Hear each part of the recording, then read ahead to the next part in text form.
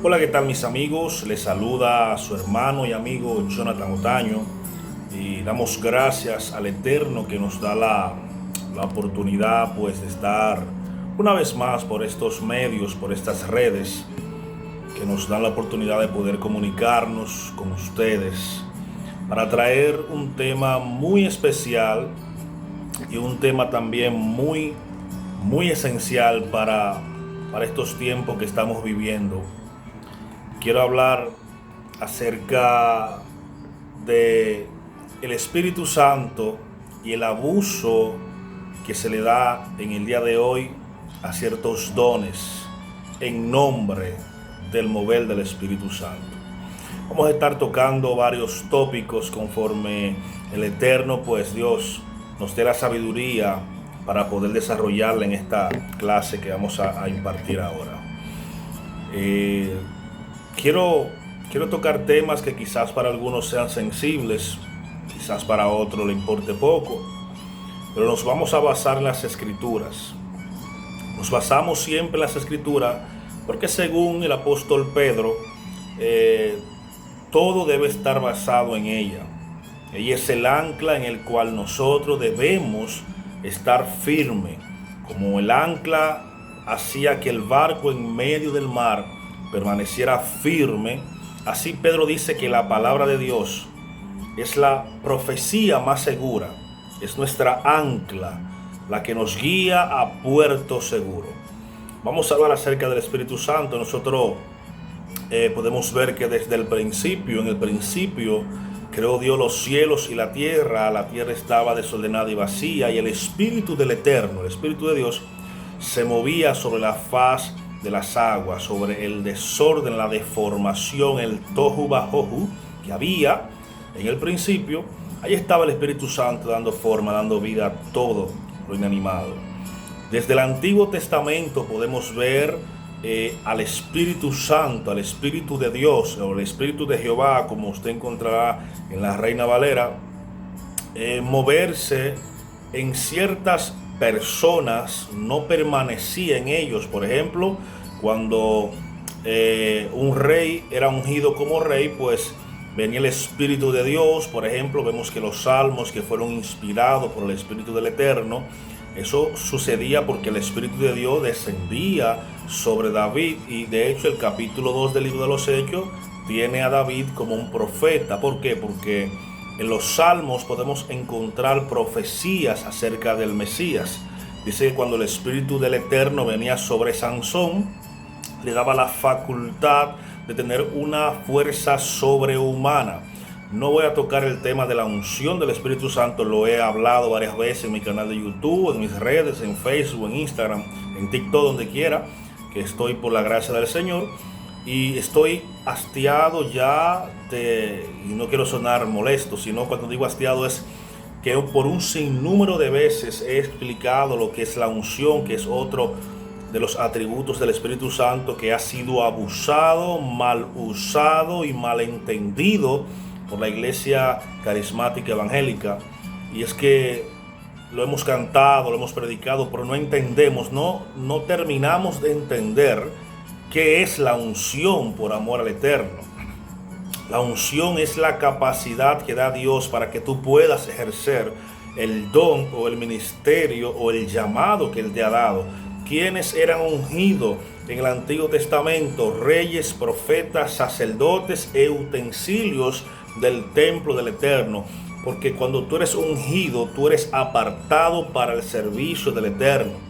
La unción que venía sobre David, sobre Saúl, sobre los reyes, esa unción, ese aceite físico simbolizaba la llenura del Espíritu Santo que lo capacitaba, le daba la facultad para que puedan ejercer el ministerio para el cual fueron llamados. Cuando una persona se desviaba de su ministerio, se desviaba de su llamado, entonces esa unción era quitada, que es lo que llamamos cuando el Espíritu Santo se va. Bueno, entonces reyes, profetas y sacerdotes eran ungidos. Esa era la unción. La unción no es un mover, no es una persona dando vuelta como un trompo, no es hablar lengua media hora, no es tú alborotarte. Eso es otro espíritu. Y vamos a aclarar eso en esta clase de hoy. Entonces, el Espíritu Santo ha sido muy abusado.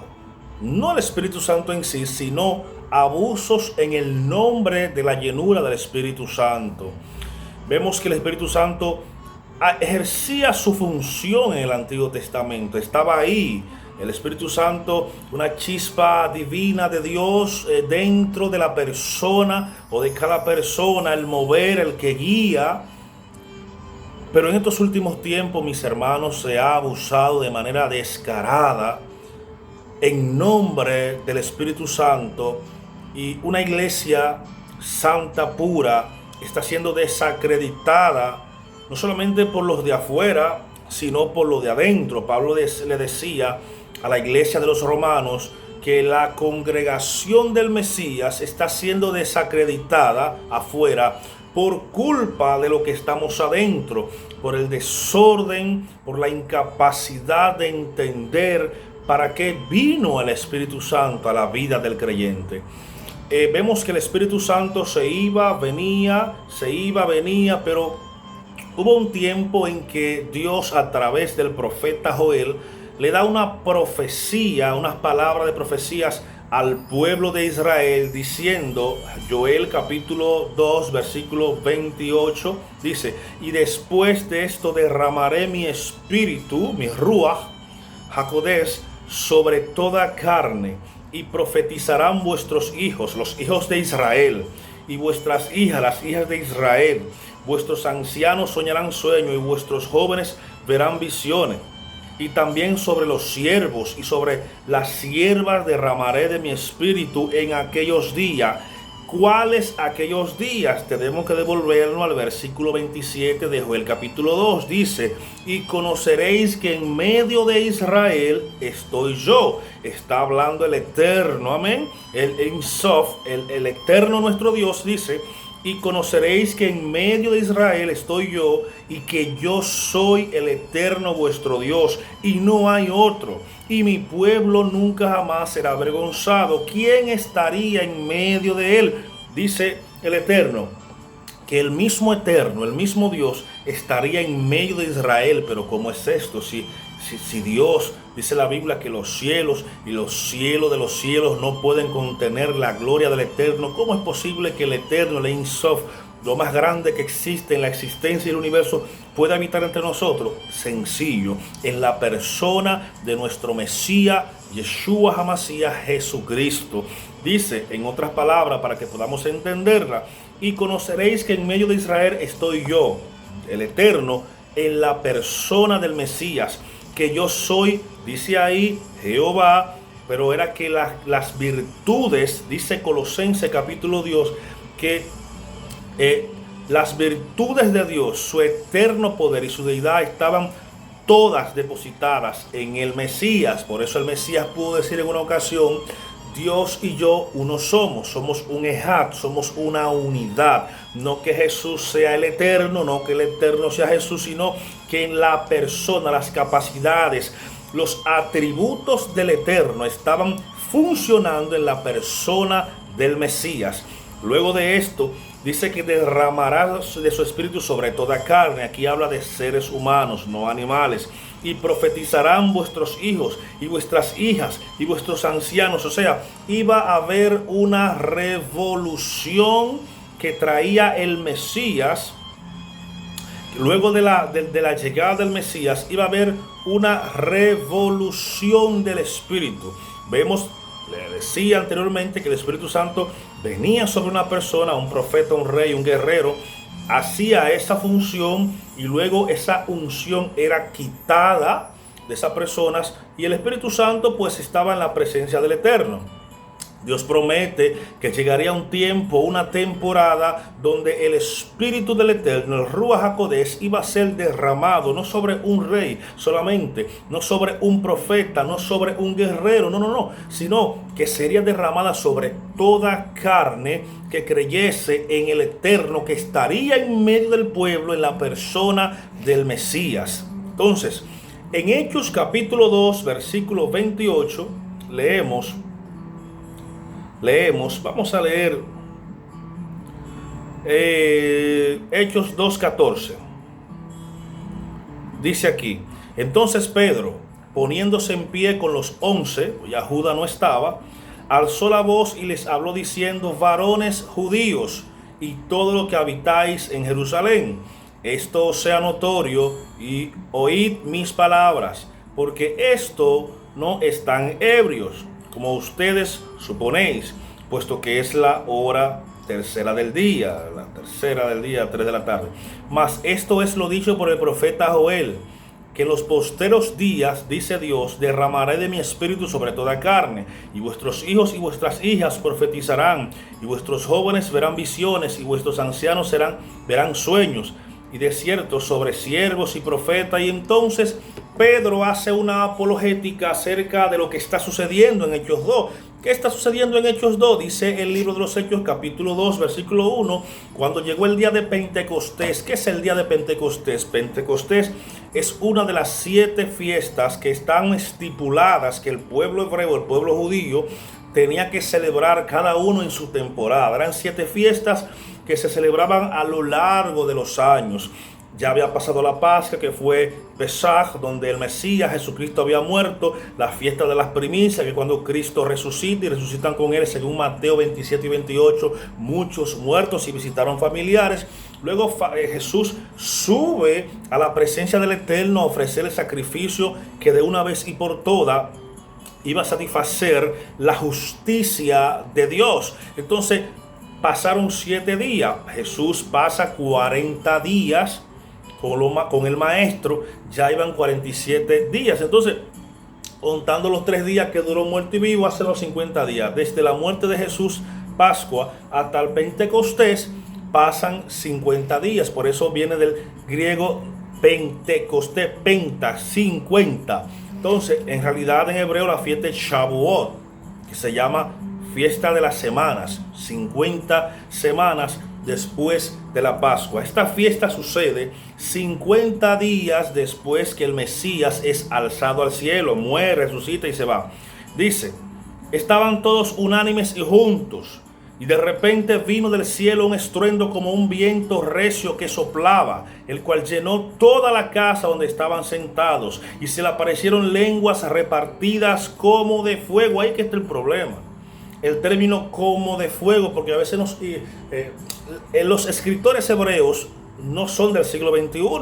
Entonces la Biblia utiliza mucho como de, con semejanza de, porque estaban limitados en cuanto a conocimiento. Pero en fin, asentándose sobre cada uno de ellos, y fueron todos llenos del Espíritu Santo, y comenzaron a hablar en lenguas, en otras lenguas, según el Espíritu le daba que hablasen. Escuche esto: moraban entonces en Jerusalén judíos, varones piadosos de todas las naciones bajo el cielo. Esto es un pleonasmo, un superlativo que utiliza la Biblia.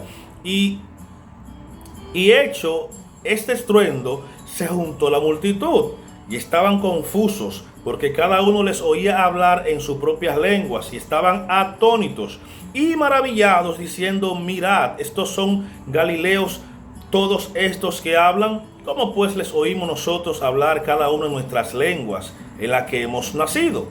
Partos, medos, elamitas y los que habitan en Mesopotamia, en Judea, en Capadonia, en el Ponto y en Asia, en Frigia, Panfilia, en Egipto y en las regiones de África más allá de Cirene, y romanos aquí residentes, todos judíos como prosélitos, seguidores, personas que se adaptaron, que se unieron a la religión judía, cretenses, árabes. Les oímos hablar en nuestras lenguas las maravillas de Dios. Y estaban todos atónitos y perplejos, diciéndose unos a otros: ¿qué quiere decir esto? Mas otros, burlándose, decían: esto es lo que están borrachos. ¿Qué está pasando en Hechos capítulo 2? Se estaba celebrando la fiesta de Pentecostés. Dice las Escrituras en el libro de Levítico 23, en uno de sus versos, que todo varón de la casa de Israel, no importase dónde viviese, tenía que subir a Jerusalén a celebrar no las 7 fiestas, 3 de las fiestas más importantes, y una de ellas, mis amados, es la fiesta de Pentecostés. Por eso Jerusalén en esta fiesta de Pentecostés estaba minada, estaba llena de personas. ¿Quiénes estaban en Jerusalén?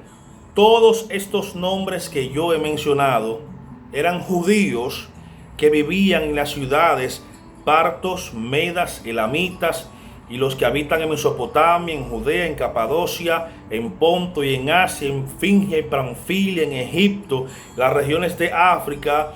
Todas esas ciudades que menciona Hechos capítulo 2 eran ciudadanos judíos, pero que vivían en la diáspora, o sea, no vivían en Jerusalén. Habían judíos en cada una de estas ciudades, y la magnificencia del Eterno, la sabiduría de Dios Todopoderoso, sabiendo que en obediencia todo aquel que subiese a la fiesta de Pentecostés, él sabía que iban a subir, obviamente, porque es todopoderoso, y aprovechó esta ocasión para derramar del Espíritu Santo. Los 120 estaban en el aposento alto, Hechos capítulo 2, 1 en adelante. Un viento recio entró por la ventana, suponemos, y todos fueron llenos del Espíritu Santo. A mí lo que me impacta, mis hermanos, es que dice, cuando llegó el día de Pentecostés, estaban todos unánimes y juntos. Estaban juntos, sentados, unánimes, orando, quizás. Y vino el Espíritu Santo. Y fueron todos llenos de la presencia de Dios. Que es todo lo contrario que vemos hoy en día. O sea, hoy en día provoca, vocea, brinca, salta, pero a que Dios se mueva. Cuando Dios ha determinado moverse, Él lo hará, tú provoques o no. Cuando Dios no está determinado a moverse, Él no lo hará, tú provoques o no. Dios en esta fiesta de Pentecostés decidió derramar el Espíritu Santo sobre los 120. Estos 120, dice las Escrituras, que a cada uno de ellos le dio una lengua, no una lengua humana, no lenguas espirituales, lenguas humanas, lengua de cada uno de los judíos que subieron de su ciudad a celebrar la fiesta de Pentecostés en obediencia al Eterno. Entonces, cada uno de estos que venían de esas ciudades escucharon en su lengua natal las maravillas de Dios. ¿Cuáles maravillas? Las Escrituras no especifican, pero entendemos que posiblemente hablaban de lo que había sucedido con nuestro Mesías, con nuestro Cristo, lo que había pasado, las buenas nuevas de salvación, la resurrección del Eterno, porque cada uno de estos que escucharon las maravillas de Dios por medio de los apóstoles, luego, cuando Pedro predica y hace la apologética, entonces dicen algunos, Hechos 2:36 al 38, que se compungieron de corazón y le pidieron a Pedro diciendo, ¿qué haremos? Y es cuando Pedro dice las famosas palabras, arrepentíos y convertíos y bautícese cada uno en el nombre de Jesús, para que lleguen tiempos de refrigerio a vuestras vidas. ¿Qué es lo que provoca una verdadera manifestación del Espíritu Santo? Provoca compungimiento en el corazón de la persona que le escucha. Si usted es lleno del Espíritu Santo y habla en unas lenguas que el Espíritu le permita hablar, y usted habla, pero nadie es compungido en la congregación, en la campaña o en el lugar de reunión, tenemos que revisar esas lenguas. Y más adelante vamos a hablar acerca de las lenguas, porque estamos hablando acerca de la manifestación, la llegada del Espíritu Santo al escenario de esta tierra.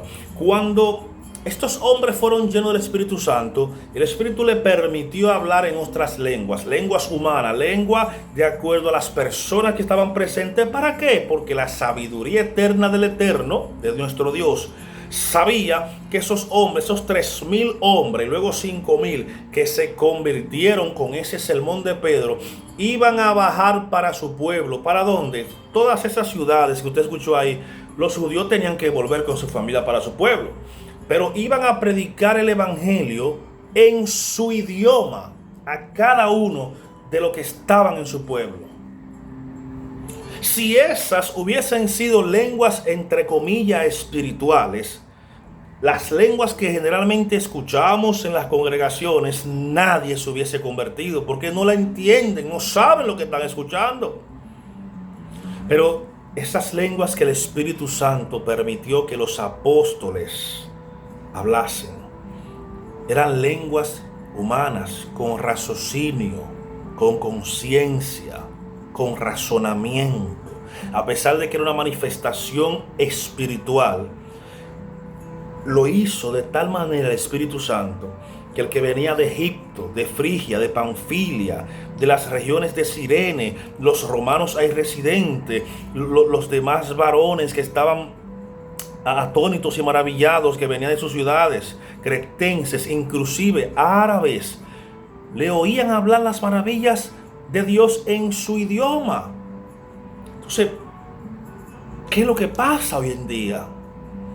Hoy en día las congregaciones carismáticas, pentecostales, han hecho un énfasis extraordinario en las lenguas, pero no hay compugimiento, mis hermanos. En Juan, capítulo 16, mis hermanos, versículo 15, Juan 16, del 7 al 15. Juan 16, 7. Alabado sea el Eterno. Habla acerca de las obras del Espíritu Santo. Jesús habla acerca de las obras del Espíritu Santo. Vamos, Juan 16. Dice que Jesús habla de la obra del Espíritu Santo. Esto no os lo he dicho al principio, porque yo estaba con ustedes. Versículo 5. Pero ahora voy al que me envió y ninguno de ustedes me pregunta dónde voy. Aún antes, porque os he dicho estas cosas, tristeza he hallado en vuestro corazón.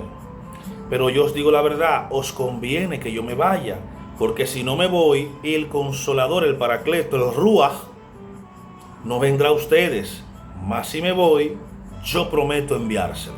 Dice, alabado sea el Eterno. Jesús está diciendo aquí que conviene que Él se vaya, porque si no se va, el Espíritu Santo no podrá venir, porque Él es el que va a enviar el Espíritu Santo a nosotros. Y el Espíritu Santo tendría tres funciones principales. Convencería al mundo de pecado, de juicio y de justicia. Escuche esto. Convencería al mundo de pecado, de juicio y de justicia. Y lo voy a leer 16, 7. Dice: de pecado por cuanto no creen en mí, de justicia por cuanto voy al Padre y no me verán más, y de juicio por cuanto el príncipe de este mundo ha sido ya juzgado. Dice: aún tengo muchas cosas que decirles, pero ahora no la van a poder sobrellevar. Pero cuando venga el Espíritu de verdad, Él los guiará a toda la verdad, porque no hablará por su propia cuenta, sino que hablará todo lo que oyese de mí y os hará saber las cosas que habrán de venir. Tiene que ver también con las profecías del Espíritu Santo. Él me glorificará porque tomará de lo mío y os hará saber a ustedes. Todo lo que tiene el Padre es mío, por eso dije que tomará de lo mío, porque el Espíritu Santo procede del Padre, pero todo lo que tiene el Padre es del Mesías, porque el Padre se lo dio, y os hará saber. Aquí Jesús habla acerca de la función principal. Creo que es la primera y única vez que Jesús se refiere a las funciones del Espíritu Santo. Lo primero que le dice es: no se sientan tristes porque me voy, porque les conviene que yo me vaya, porque si no me voy no viene el Espíritu Santo. Lo segundo que le dice es las funciones del Espíritu Santo. Convencerá al mundo de pecado, juicio y justicia, ya usted escuchó. Y lo tercero es que el Espíritu Santo los guiará a toda verdad. El Espíritu Santo, dice Jesucristo, que es como el sensor que nos va a ayudar a detectar cuando algo es verdad y cuando algo es mentira. Repito, el Espíritu Santo es como un sensor que nos va a ayudar a identificar cuando algo es verdad o cuando algo es mentira. El Espíritu Santo está con nosotros y está en nosotros. El Espíritu Santo está con nosotros y está en nosotros. Entonces, Jesús, repito, nos aclara y nos habla acerca de la función del Espíritu Santo. Entonces, el apóstol Pablo en el 1 de Corintios capítulo 12, versículo 1 en adelante, habla acerca de los dones. No quiero, hermanos, que ignoréis acerca de los dones espirituales, o sea, que no estemos ajenos a los dones espirituales. Sabéis que cuando erais gentiles, se os extraviaba llevando como se lleva a los ídolos mudos. Por tanto, os hago saber que nadie que hable por el Espíritu de Dios llamará a Jesús anatema, y nadie que llame a Jesús Señor, sino por el Espíritu Santo, lo hará. Ahora bien, escuche esto. Hay diversidad de dones, pero el Espíritu es el mismo. Hay diversidad de ministerios, pero el Señor Jesús es el mismo. Hay diversidad de operaciones, pero Dios, que hace todas las cosas, es el mismo. Espíritu, Señor y Dios. Pero escuche esto, hermano, porque voy a entrar ahora a la clase realmente. Lo de antes era la introducción, esto es la clase real. Dice, versículo 7, 1 Corintios 12.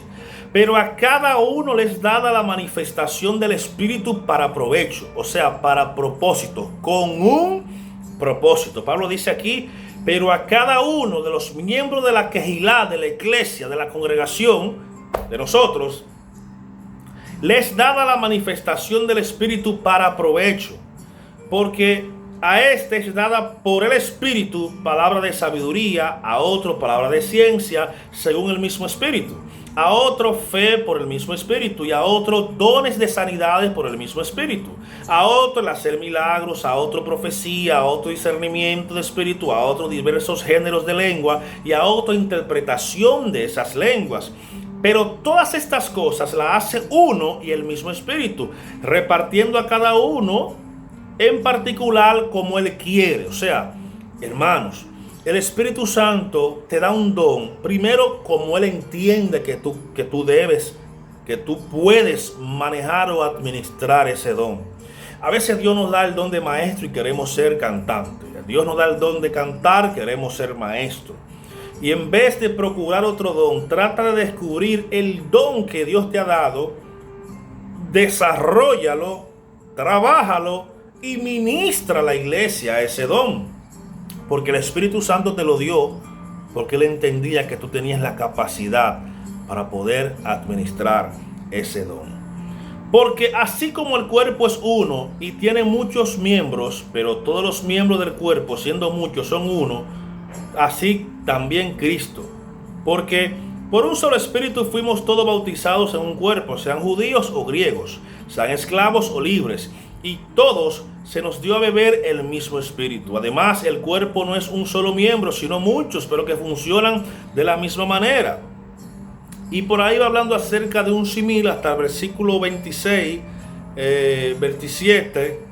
Hasta el versículo 27, Jesús toma como símil el cuerpo humano, un ejemplo de cómo se iba a manifestar el uso del Espíritu Santo. Pero voy a hacer un resumen. Pablo está diciendo aquí que a pesar de que la iglesia tiene diversos dones, operaciones y manifestaciones, primero todos los dones, manifestaciones y operaciones lo hace un mismo Espíritu. Que a pesar de que la iglesia a nivel mundial está distribuida por todas partes, todas trabajan o deberían trabajar para un fin único, y es el establecimiento del reino hasta que Cristo venga. Es manifestar la gloria de Dios en esta tierra. Es presentar a Cristo como Salvador en esta tierra. Esa es la función del Espíritu Santo. Pablo en una ocasión a los Gálatas le dice, porque la función principal del Espíritu Santo es manifestar a Cristo en nosotros, hasta que lleguemos a la estatura de un varón perfecto, cuyo modelo es Cristo Jesús. Si tú cada día no te pareces más a Cristo, entonces tienes que revisarte, porque el Espíritu Santo no vino a mostrarte o a hacerte como Elías. Tú y yo no necesitamos la unción de Elías. Tú y yo no necesitamos la unción de Eliseo, aunque levante muertos. Tú y yo no necesitamos la unción de Moisés, aunque aunque haya abierto el mar rojo. Porque Juan en una de sus cartas dice que nosotros tenemos la unción del Santo. Todo el que está en Cristo tiene la unción del Santo, de Jesús.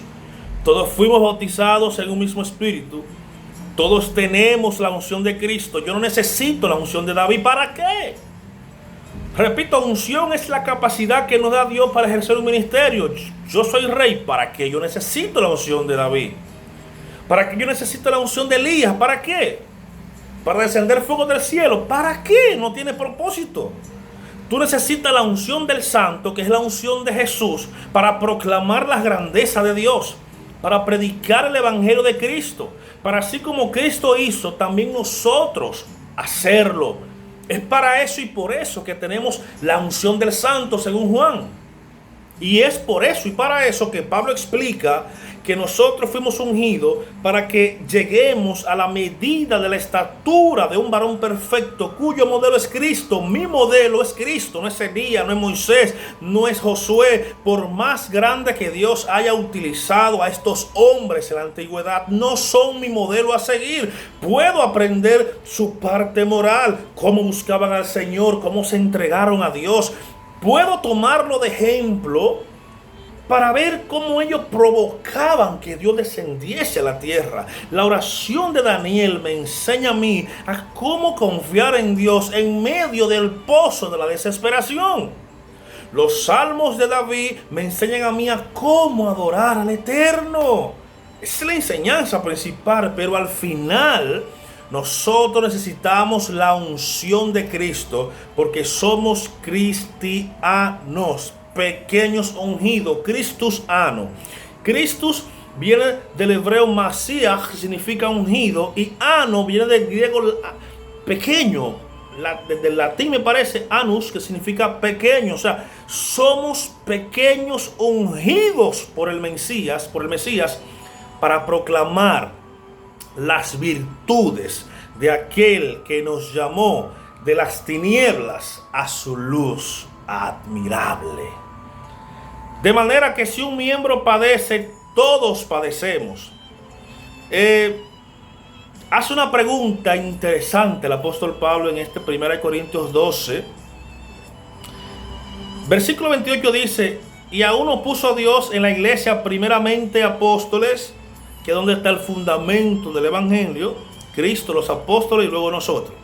Dice, luego profetas, luego maestros, luego los que hacen milagros, después los que sanan, los que ayudan, los que administran, los que tienen don de lenguas. Y hace unas preguntas interesantísimas, mis hermanos. Escuche, versículo 29. ¿Son todos apóstoles? No pueden ser todos apóstoles.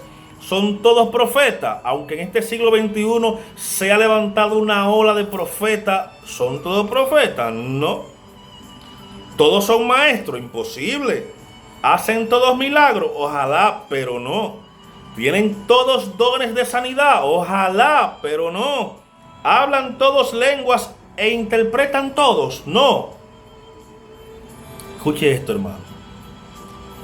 Este versículo 30 derriba una teología que en los años 60, 70 y 80 y finales de los 90, aunque en el 2000 estaba, por así hablarlo, en los últimos 50 años se levantó una corriente que enseñaba que el que no hablaba en lengua no tenía el Espíritu Santo. Y muchos cristianos lo creyeron.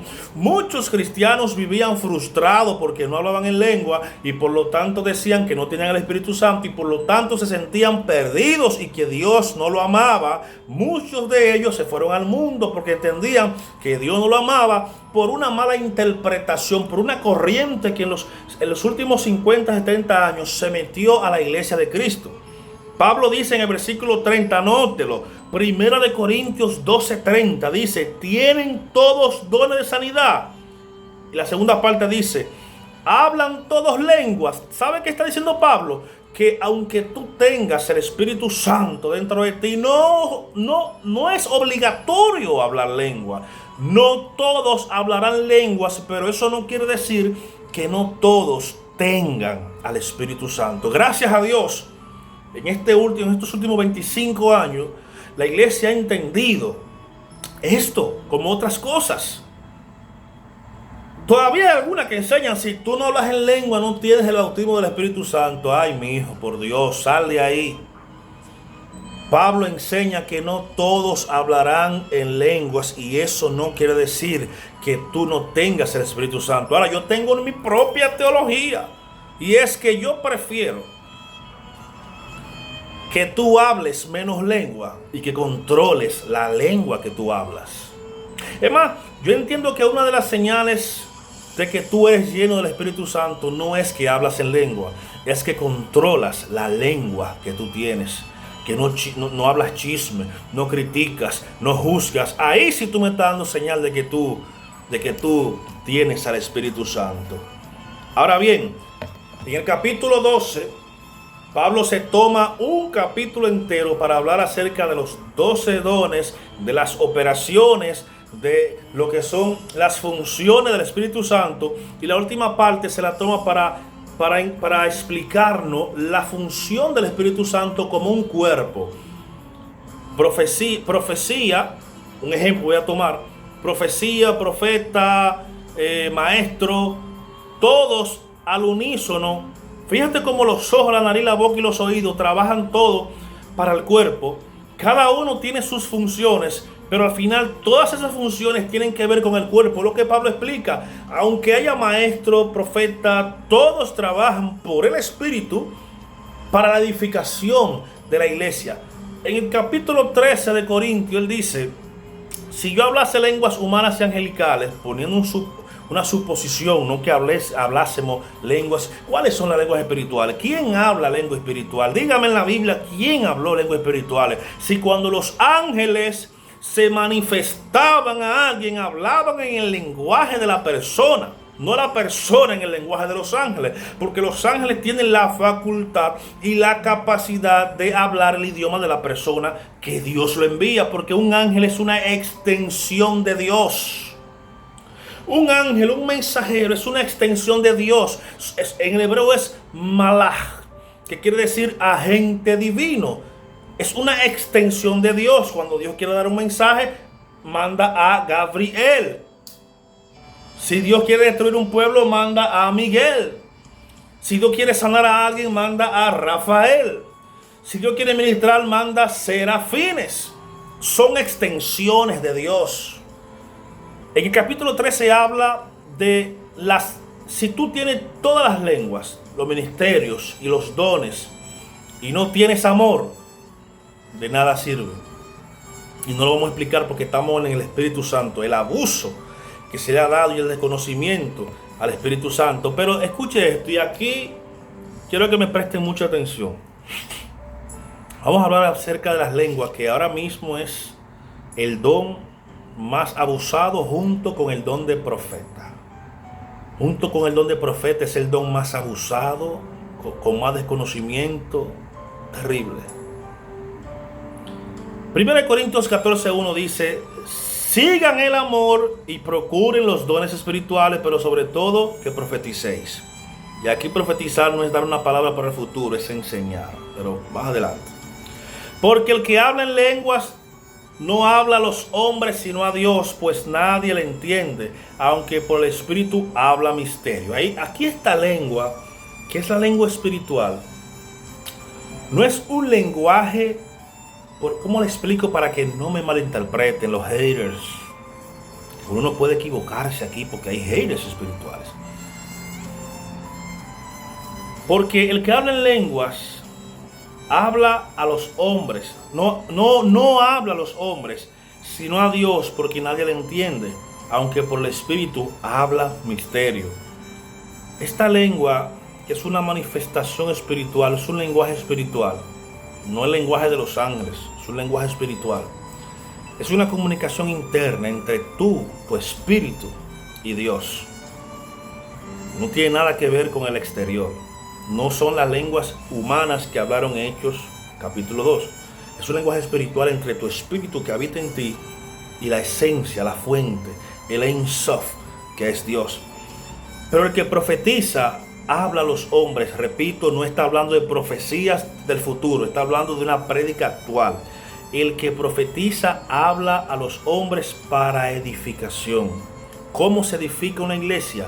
A través de las enseñanzas de Jesús y de sus santos apóstoles, junto con el Antiguo Testamento. El que profetiza tiene 3 funciones. Dice que edifica, exhorta y consuela. Edifica, exhorta y consuela.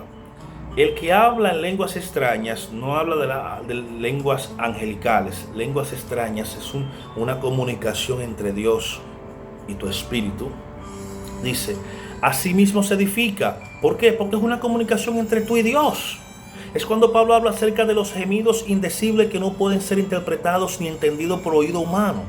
Es cuando tu espíritu como que se conecta con el Eterno y habla cosas que ni tú mismo entiendes, pero que también a la vez comprendes. Es un misterio que solamente lo entiende el que pasa por esa experiencia de hablar en un lenguaje espiritual entre tú y Dios. No todos alcanzan a este tipo de niveles de comunicación entre tú y Dios. Pero no es que no lo alcanzan porque no pueden, sino por la distracción del mundo. El que habla en lenguas extrañas a sí mismo se edifica, pero el que profetiza edifica la iglesia, el que predica. Así que quisiera que todos ustedes hablasen en lenguas, pero más que profeticéis, porque mayor es el que profetiza que el que habla en lengua. ¿Por qué? Porque si yo hablo en lengua me edifico a mí mismo, pero si yo enseño a otros, yo edifico a los demás. Y eso habla acerca del amor al prójimo, más que si yo me lleno de conocimiento bíblico, yo me lleno de conocimiento y no lo comparto a los demás, soy un egoísta. Me estoy edificando yo mismo. Yo debo compartir con la iglesia y con los que no son iglesia el conocimiento de Dios. Porque mayor es el que profetiza, el que enseña, que el que habla en lengua, a no ser que la interprete para que la iglesia reciba edificación. Ahí sí. Porque el fin de todos los dones, hermanos, escuche esto, profetas. El fin de todo don dado a la iglesia es la edificación de la iglesia, no es el engrandecimiento de tu nombre. Tú no eres profeta para que la gente te admire. Tú eres profeta para edificar la iglesia, no para abusar de ella. Ahora pues, hermanos, escuche esto. Si yo voy a ustedes hablando en lengua, ¿qué os aprovechará si no os hablase con revelación, o con ciencia, o con profecía, o con doctrina, enseñanza? O sea, si yo voy a tu iglesia y empiezo y rebequendi, mamá seca, pero tú no entiendes lo que yo estoy hablando, me estoy edificando yo, pero no estoy edificando a la iglesia. Ciertamente las cosas inanimadas que producen sonido, como la flauta, la cítara, si no dieren distinción de voces, ¿cómo se sabrá lo que se toca con la flauta o con la cítara? En otras palabras, Pablo está diciendo, ¿cómo reconocemos? Un segundito, hermano. ¿Cómo reconocemos una flauta, una guitarra o una batería? Por el tipo de sonido que emite. Aún con los ojos cerrados tú dirás, eso es batería, eso es flauta. Y así, y si la trompeta diere sonido incierto, ¿quién se preparará para la batalla? Esto habla de otro tipo de trompeta, de un anuncio, atalaya. Así también ustedes, si por la lengua no dieren palabra bien comprensible, ¿cómo se entenderá lo que dicen? ¿Por qué hablaréis al aire? Si tú hablas en lengua y nadie te entiende, estás perdiendo el tiempo en el sentido de que no estás edificando a nadie. Tantas clases de idiomas, glosolalia, versículo 10. Tantas clases de idiomas hay seguramente en el mundo y ninguno de ellos carece de significado. Pero si yo ignoro el valor de las palabras, seré como extranjero para el que habla, y el que habla será extranjero para mí. Así también ustedes, pues, que anheláis dones espirituales, procurad abundar en ellos para edificación de la iglesia. Repito, el fin último de los dones es la edificación de la iglesia. Si la iglesia no se edifica, no estamos en nada, porque el fin último, el principal propósito de los dones es la edificación de la iglesia. Por lo cual, el que habla en lenguas extrañas, pida en oración poder interpretarla. Si tú entiendes que tienes el don de las lenguas, tu responsabilidad es pedirle: Dios mío, ayúdame a poder interpretarla, para que cuando tú me des una palabra de ciencia, de conocimiento, yo poder edificar la iglesia. Si tú lastimas la iglesia de Cristo por no tener interpretación de lenguas, y tú creyendo que la tienes, das una palabra profética que hace más mal que bien, prepárate para lo que te viene, porque estás lastimando el mismo cuerpo del Mesías. Pero si yo oro en lenguas desconocidas, mi espíritu ora, lo que decía al principio, pero mi mente queda sin entendimiento ni fruto. ¿Qué pues? Oraré con el espíritu, pero a la vez oraré también con el entendimiento. Cantaré en el espíritu, pero cantaré también con raciocinio, con entendimiento. Porque si bendices solo con el espíritu, el que ocupa lugar de simple oyente, ¿cómo dirá amén a tu acción de gracias? Pues no sabe lo que has dicho. Eso pasaba mucho y pasa todavía. Llego a la iglesia, tengo el don de lengua, se activa y y le dije que estamos ahí. Bueno, amén. ¿Qué vamos a hacer? Y no juzgamos para no de que blasfemar contra el Espíritu Santo, que ni siquiera saben lo que es blasfemar con el Espíritu Santo. Porque tú a la verdad bien das gracia, pero el otro se queda. Dice Pablo: doy gracias a Dios que hablo en lengua más que todos ustedes. Pero en la iglesia prefiero hablar 5 palabras con mi entendimiento, para enseñar también a otros, que 10,000 palabras en lengua desconocida. Esto es poderoso. Este capítulo de Corinto deberían muchos pentecostales, habladores de lengua, arrancarlo y botarlo, porque no le hacen caso. No le hacen caso, pero ¿sabe? Los culpables no son los que hablan en lengua. Los culpables son las congregaciones, que tú invitas a un predicador y si el predicador no habla en lengua, no salta, no brinca, no es de Dios. Está muerto, está apagado, no tiene la chipa, la chequina, la roaja. No, culpable es la congregación. Porque están condicionando al predicador de que si no habla en lengua y no predica, no es de Dios, y no es así. Tú tienes que aplaudir y tienes que invitar al predicador que te edifica, que te da una palabra, que te deja con esa hambre de buscar más a Dios, más hambre del Espíritu Santo, que te ayuda a consagrarte más a Dios. Ese es el predicador que tú tienes que aplaudir. Cuando Pablo fue a Berea a explicarle la palabra de Dios al Mesías a través del Antiguo Testamento, los bereanos dijeron: es así, Pablo, vámonos a los rollos, vámonos a las escrituras. Y fueron confrontando lo que decía Pablo con las escrituras. Y Pablo no se ofendió por eso. Al contrario, Pablo alabó, los llamó nobles. Ellos eran más nobles. ¿Por qué? Porque no se dejaron embaucar por cualquiera. Aún al mismo Pablo lo juzgaron según la palabra. Y señores, estamos hablando del apóstol Pablo. Pero no importa quién sea, no importa el nombre. Lo mismo Pablo dijo: si yo, un mensajero mío o un ángel viene con un evangelio raro, con otro evangelio, sea anatema.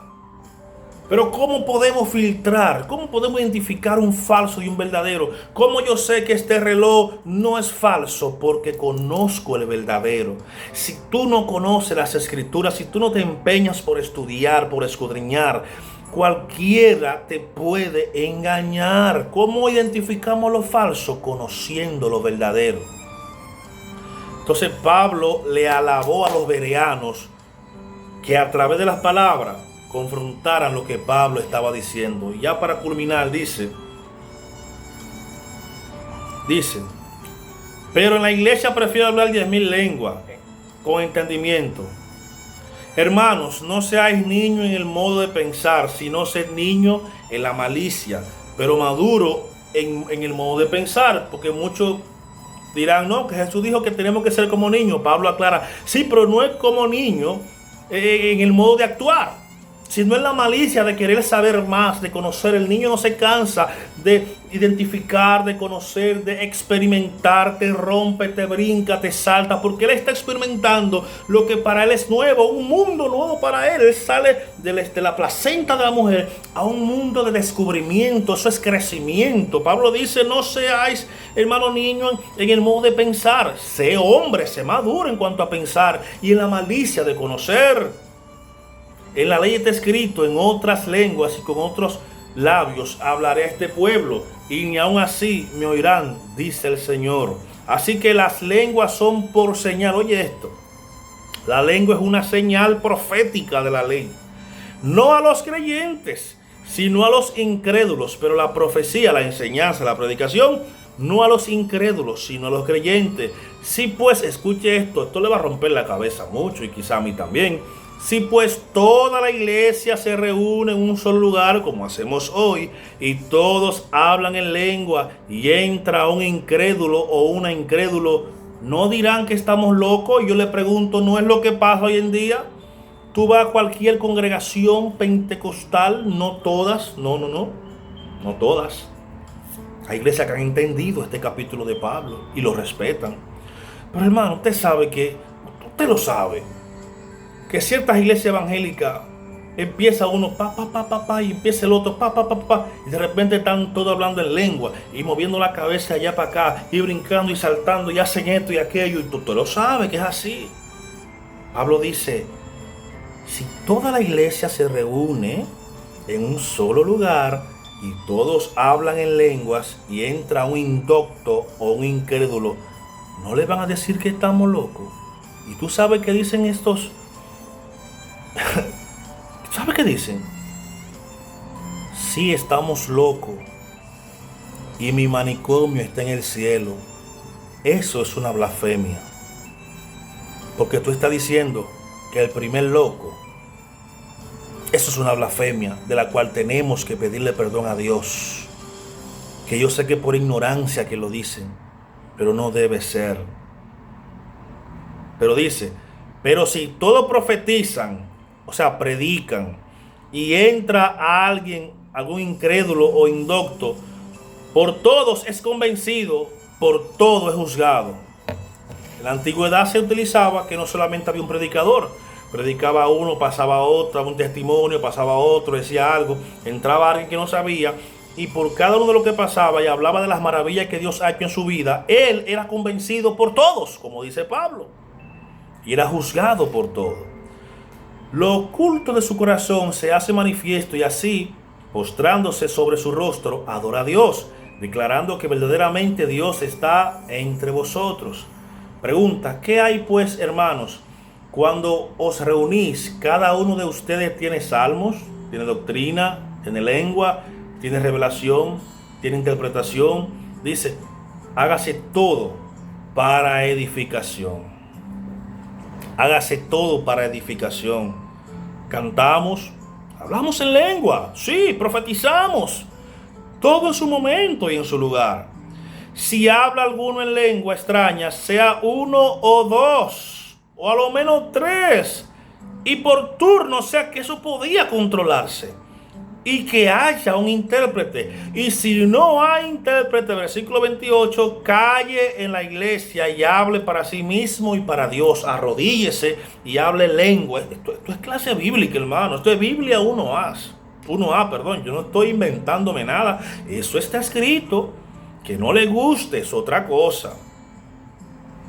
Si no hay intérprete, cállese. ¿Qué hacemos nosotros? Al contrario, habla tú. El descrédito. Ahí mismo.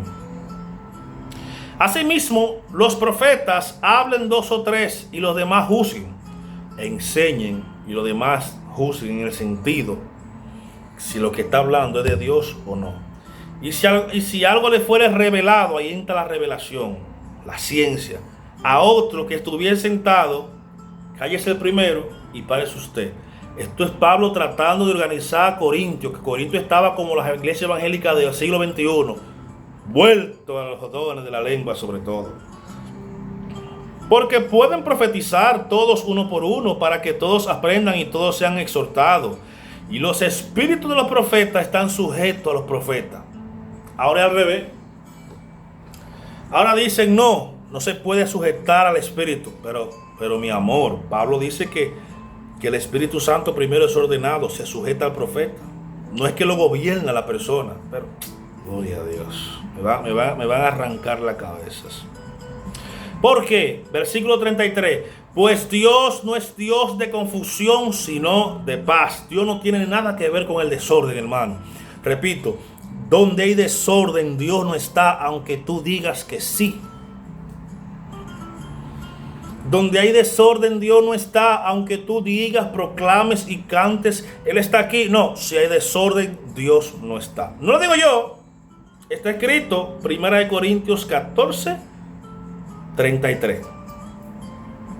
Vuestras mujeres callen en la congregación porque no le es permitido hablar, sino que estén sujetas como también la ley lo dice. Le voy a dar 1,000 pesos al que me busque ese versículo que dice que la mujer debe callar en la congregación en el Antiguo Testamento. Me puede mandar el versículo y su cuenta de banco que yo se lo voy a transferir. Yo se lo voy a transferir. Vuestras mujeres callen en la congregación como también lo dice la ley. ¿Cuál ley? Si en el Antiguo Testamento me consiguen ese versículo, le doy 1,000 pesos. Se lo transfiero yo, públicamente lo estoy diciendo. Y si quieren aprender algo, pregunten en casa a su marido, porque es indecoroso que una mujer hable en la congregación. Si ese versículo fuera literal, estamos mal toditos, porque las mujeres no se callan en la iglesia, predican, profetizan, cantan. Pero eso tiene su contexto, que lo voy a explicar luego que usted investigue y haga todo lo que tenga que hacer. Si alguno se cree profeta, escuchen, o espiritual, oye esto, si alguno se cree profeta o espiritual, reconozca que lo que os escribo son mandamientos del Señor.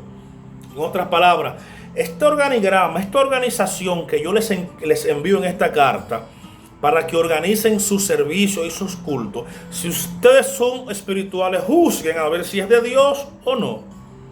Mas el que ignora sepa que ni nosotros ni la iglesia del Señor apoyamos tales prácticas. Dice, mas el que ignore, o sea, si tú crees que es de Dios, no, amén, y si no, amén. Mas el que ignore. Así que, hermanos, procuren profetizar y no impidan el hablar en lengua, pero hágase todo decentemente y en orden.